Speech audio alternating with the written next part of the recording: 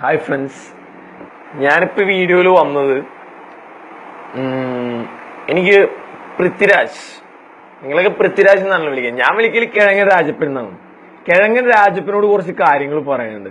അവനിപ്പം ഭയങ്കര എന്താ പറയുക, സ്ത്രീ സ്നേഹമൊക്കെ പ്രകടിപ്പിക്കുമ്പോ തന്റെ ഭൂതകാലത്തിലേക്കൊന്ന് തിരിഞ്ഞു നോക്കുന്നത് കിഴങ്ങൻ രാജപ്പന് നല്ലതായിരിക്കും. അതായത് നമ്മുടെ BBC സുപ്രിയ ചേച്ചി കെട്ടുന്നതിനൊക്കെ മുമ്പ്, കെട്ടി കഴിഞ്ഞിട്ട് എങ്ങനെയാണെന്ന് അറിയില്ല, ഞാൻ പിന്നെ അന്വേഷിച്ചിട്ടില്ല. പണ്ട് മീര ജാസ്മിന്റെയും റോമയും പോലുള്ള സിനിമാ ബെഡികളുടെ കൂടെ അഭിനയിച്ചിരുന്ന കാലത്ത്, എടാ നീ അവർക്കൊന്നും മുള്ളാൻ പോലും ടൈം കൊടുത്തിരുന്നില്ലടാ കിഴങ്ങൻ രാജപ്പ. എന്നിട്ട് നീ ഇപ്പോ സ്ത്രീ ഇങ്ങനെയൊക്കെ പ്രസംഗിക്കുമ്പോ എനിക്ക് പുച്ഛാടാ, പുച്ഛം. ഇതൊക്കെ BBC സുപ്രിയ ചേച്ചിക്ക് അറിയൂ? എന്നിട്ട് അവ പ്രസംഗിക്കണ്. എടാ നിങ്ങള് നമ്മുടെ ജനങ്ങളൊന്ന് മനസ്സിലാക്കണം. ഈ സിനിമ, അഭിനയം എന്ന കല ഉണ്ടായത് എങ്ങനെയെന്ന് വെച്ച് കഴിഞ്ഞാൽ അതൊരു മാനസിക വൈകൃതത്തിൽ നിന്ന് പലരും ഉണ്ടാക്കിയൊരു കാറ്റഗറി ഓഫ് ആർട്ടാണ്. It's like split personality disorder or dual personality disorder എന്ന മാനസിക വൈകൃതത്തിൽ നിന്നുണ്ടായതാണ് ഈ അഭിനയം എന്ന കല, ഈ മോഡ് ഓഫ് ആർട്ട്.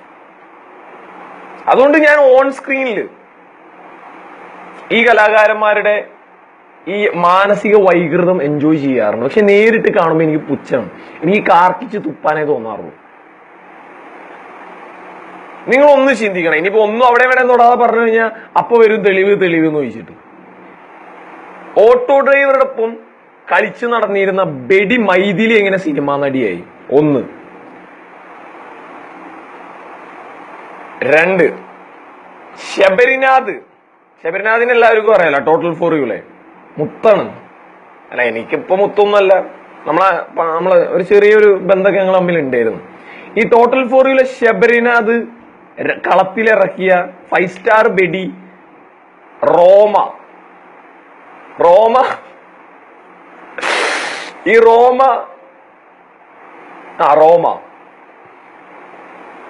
പിന്നെ കോർപ്പറേറ്റ് വെടിയായ ബാമ. ഇവരൊക്കെ ഇവരൊന്നുമല്ല, ഞാൻ ബാക്കിയൊന്നും പറയില്ല, കുറച്ച് ഉദാഹരണങ്ങൾ പറഞ്ഞാണ്. എനിക്ക് എന്റെ നാക്കിനെ നാട്ടിക്കണം എന്നില്ല. എന്നാലും ഞാൻ ഇതൊരു തികച്ചും സ്ത്രീ വിരുദ്ധ പോസ്റ്റായിട്ട് എന്റെ സഹോദരിമാര് കാണരുത്. നമ്മുടെ സിനിമ ഇൻഡസ്ട്രിയിൽ, സിനിമ ഇൻഡസ്ട്രി അല്ല, എന്താ പറയാ, മാനസിക വൈകൃതത്തിന്റെ ഈ ആർട്ടിൽ നല്ല നടിമാരും ഉണ്ട്, കുറച്ചേ ഉള്ള എണ്ണത്തിൽ എന്നുള്ളൂ. ശോഭന ചേച്ചിയെ പോലുള്ളവരും, നമ്മുടെ ഈ നോട്ട്ബുക്കിലൂടെ കടന്നു വന്ന നമ്മുടെ ഇപ്പോ ചാർലിയെ അഭിനയിച്ച പാർവതിയെ പോലുള്ളവരും പൂർണ്ണമായി നല്ലതെന്നല്ല ഞാൻ പറഞ്ഞത്, എങ്കിലും തമ്മിൽ ഭേദം തന്നെയാണ്. അവരൊക്കെ നല്ല ആൾക്കാർ തന്നെയാണ്. എനിക്ക് അത്രേ പറയാനുള്ളൂ. എനിക്ക് തെരുവില് ഒരു നേരത്തെ അന്നത്തിന് വേണ്ടി ശരീരം വിൽക്കുന്ന തെരുവ് വേശ്യകളോടുള്ള സഹതാപവും, എന്താ പറയാ, ഒരു ആരാധന പോലും, ഒരു ഇതുപോലും നിങ്ങളോട് തോന്നാറില്ല. റോമക്ക് പ്രൈവറ്റ് പാർട്ടിൽ ഇൻഫെക്ഷൻ വരുന്നത് വരെ കൊണച്ചു സുഖിച്ച സിനിമാക്കാര് തന്നെ അവളുടെ അടുത്ത് പുറത്തെറിയാറുണ്ട്. അപ്പൊ അത്രയും സ്ത്രീ വിരോധം നിലനിൽക്കുന്ന ഒരു ഇൻഡസ്ട്രിയാണ് മലയാളം സിനിമ ഇൻഡസ്ട്രി.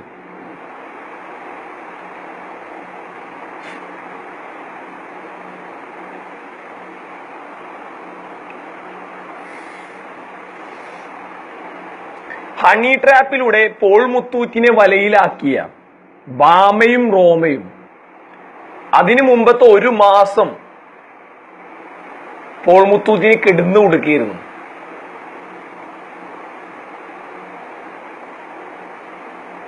ഇനിയും പറയാനാണെങ്കിൽ ഏറുണ്ട്, പറഞ്ഞു കഴിഞ്ഞാൽ ഛർദിക്കാൻ വരും, അത്രയാണ്. പിന്നെ ഞാൻ സീനിയർ മോസ്റ്റ് ലാലേട്ടനെയും മമ്മൂക്കാനെ ഒന്നും പറയില്ല, കാരണം അവര് ശീലിച്ചു പോകുന്ന ശീലങ്ങൾ ഇനി മാറ്റിയെടുക്കാൻ കഴിഞ്ഞെന്ന് വരില്ല. കുറച്ച് പാടാണ്. കാരണം ലാലേട്ടനൊക്കെ ചിലപ്പോ ഇവരെ പോലല്ല. ലാലേട്ടനൊക്കെ ഒരു 100 പെമ്പിള്ളേര് മൊത്തം നേക്കഡായിട്ട് പൂൾ പാർട്ടിയൊക്കെ നടത്താനാണ് ഇഷ്ടം. അതും അങ്ങ് പോണ്ടിച്ചേരിയിലൊക്കെ അത് നടത്തി കൊടുക്കാൻ ആൾക്കാരുണ്ട്.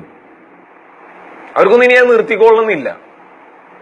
സ്വന്തം കൂട്ടുകാരെ ഭാര്യമാരെ വരെ കൊണക്കണ സാധനങ്ങളാണ് ലാലൊക്കെ.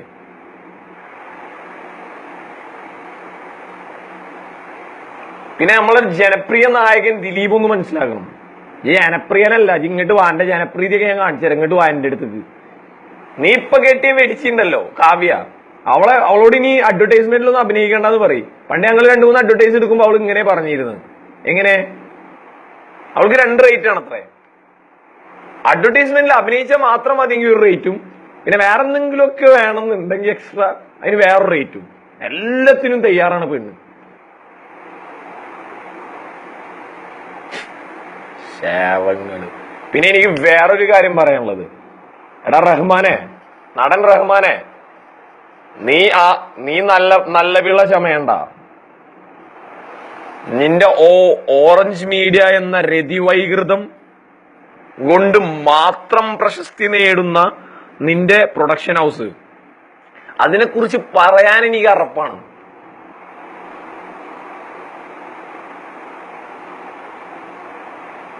അപ്പൊ ഇത്രയും വൃത്തികെട്ട ഒരു മേഖലയെ മനസ്സിൽ ആരാധിച്ചു കൊണ്ട് നടക്കാൻ നിങ്ങൾക്ക് എങ്ങനെ കഴിയണം മനുഷ്യരെ? പിന്നെ നമ്മുടെ റിമ കല്ലിങ്കൽ, നീ ഇപ്പൊ ഇത്രയും നല്ല പിള്ള ചമയുമ്പോ നീ ഒന്ന് ഓർക്കണം, നീ പണ്ട് ബാറിൽ ഡാൻസ് കളിച്ചിരുന്ന കാലത്ത് നീ അനുഭവിച്ച സുഖങ്ങളുടെ വീഡിയോയും ഫോട്ടോസും പലരുടെയും കയ്യിൽ പ്രൈവറ്റ് ആയിട്ട് ഇരിക്കുന്നുണ്ട് എന്നുള്ളത് മോളൊന്ന് ആലോചിക്കണം. അല്ലെങ്കിൽ ചേച്ചി അമ്മച്ചി ഒന്ന് ആലോചിക്കണം. ഇതൊക്കെ ആഷിക്കിനെ അറിയോ, അതോ ഇതൊക്കെ വിറ്റ് കാശാക്കാൻ വേണ്ടിയിട്ടാണ് ആഷിക്ക് നിന്നെ കെട്ടിയത്? എനിക്കറിയില്ല. അപ്പൊ ഇങ്ങോട്ടുണ്ടാക്കരുത്, നീയൊക്കെ മിണ്ടരുത്. നീയൊക്കെ വേണമെങ്കിൽ തുണി ഉരിഞ്ഞോ എന്ത് കാട്ടിലും പൈസ ഉണ്ടായിക്കോ, പക്ഷേ നല്ലത് ചമയാൻ വരണ്ട. നീയൊക്കെ കണക്കാണ് എല്ലാം. പിന്നെ ഇപ്പത്തെ യുവനടന്മാരില് പഠിച്ചിരുന്ന കാലത്ത് വാപ്പാന്റെ കുറെ പൈസ കളഞ്ഞിട്ടുണ്ടെങ്കിലും ഞാൻ ബർഗർ സേവ് ചെയ്തിക്കണ്, അല്ല ബർഗർ സർവ് ചെയ്തിക്കണ്, പിസ സർവ് ചെയ്തിക്കണെന്ന് കുറെ പൊളിക്കുമെങ്കിലും ദുൽഖർ വലിയ കുഴപ്പമില്ല, കുറച്ച് പൊളിക്കുകയൊക്കെ ചെയ്യും.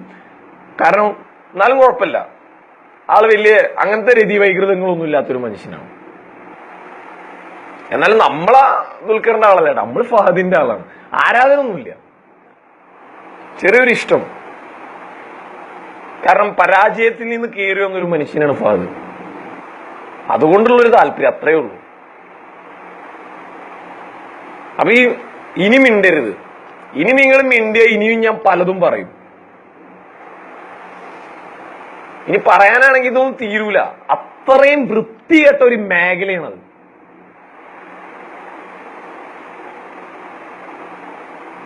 അല്ല, നല്ല ആൾക്കാരൊക്കെ ഉണ്ട്, പക്ഷെ കുറവാണ്, എണ്ണത്തിൽ വളരെ കുറവാണ്. വിരലിൽ എണ്ണാവുന്നവർ മാത്രമേ ഉള്ളൂ.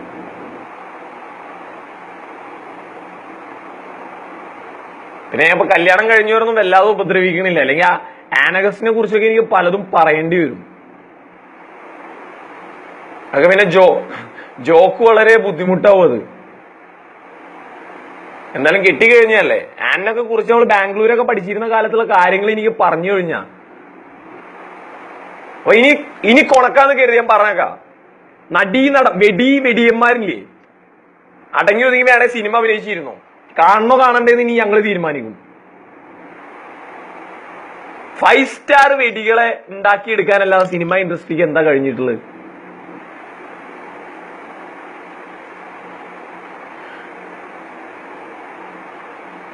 നീ ഇതൊന്നും എന്താ പറയാ, ഇനി ഇത് തുടർന്ന് പറയാൻ എനിക്ക് താല്പര്യമില്ല, ഞാൻ നിർത്തി.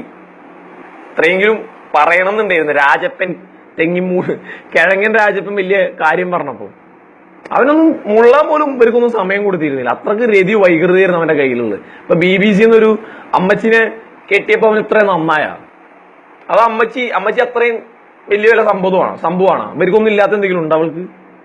അതോ ഇനി നിനക്ക് സ്നേഹം ഫീൽ ചെയ്ത് തുടങ്ങിയ? എനിക്ക് സ്നേഹം പണ്ടേ ഫീൽ ചെയ്ത് തുടങ്ങിയതാ. എന്നാലും ഞാൻ അത്ര വലിയൊരു നല്ല പിള്ളയായിട്ട് പറയണമൊന്നുമില്ല. എന്നാലും ഞാനിതുവരെ എന്താ പറയാ, കാശിന് ഒന്നുമില്ല, പറഞ്ഞിട്ട് കാര്യമില്ല. അപ്പൊ രാജപ്പ വല്ലാതെ പറയരുതേ. പറയുമ്പോ പലതും അറിയുന്ന ആൾക്കാർ ഈ ലോകത്തുണ്ടെന്ന് ഓർത്തിട്ട് സംസാരിക്കണം. നിന്റെ ഒന്നും പേഴ്സണൽ ലൈഫിൽ എനിക്ക് താല്പര്യമില്ലടാ, പക്ഷെ എനിക്ക് വിവരങ്ങൾ എനിക്ക് നന്നായി അറിയാം, എന്റെ ചുറ്റോറും എന്താ നടക്കണമെന്ന്. അത് കാരണം ഞാൻ ഒരു റിയാലിറ്റി മനുഷ്യനാണ്. അപ്പൊ ഓക്കെ, ഇനി അധികം പോയി കഴിഞ്ഞാൽ ഇത് വളരെ ഡിസ്റ്റർബ് ആവും. ബൈ.